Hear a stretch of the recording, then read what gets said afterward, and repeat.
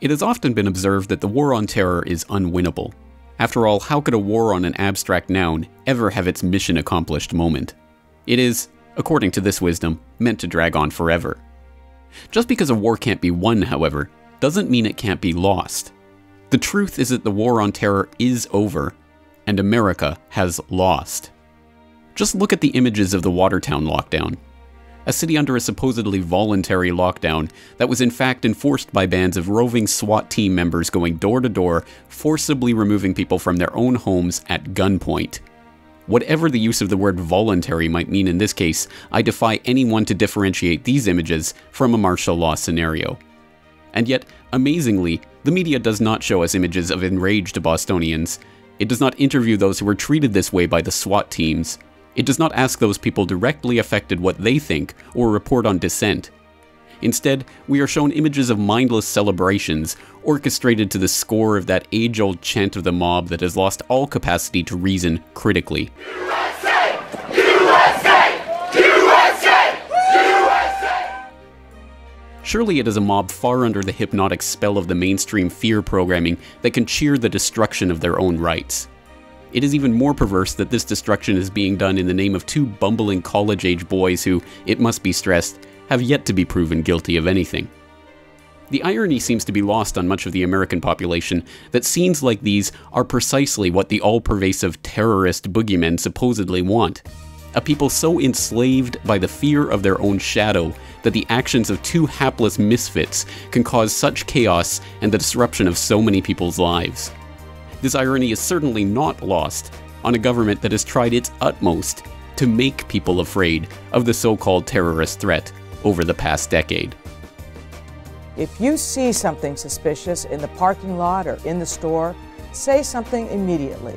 Report suspicious activity to your local police or sheriff. They hate our freedoms, our freedom of religion, our freedom of speech, our freedom to vote and assemble and disagree with each other.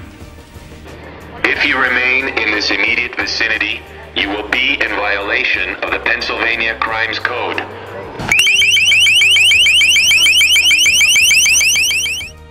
Yes, the terrorists hate you for your freedom. So who are the terrorists? And who is trying to take away your freedoms? If terrorism is the use of violence to further political ends, then the real terrorists, by definition, are the ones who are ramping up the fear after each and every incident in order to shape the public's perception.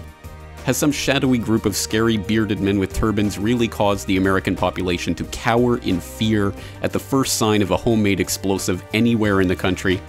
Or has the government and their cronies in the media primed the population to be afraid of something that statistically is less likely to kill someone on American soil than a bee sting?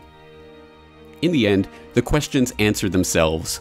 All that is needed is reflection over what we have witnessed play out over the past week.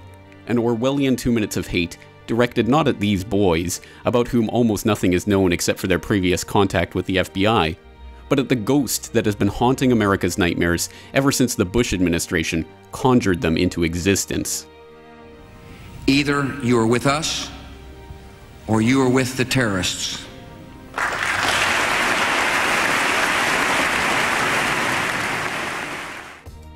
These ghosts will continue to haunt the American population until they, and their like-minded allies around the world, choose to wake up from the nightmare.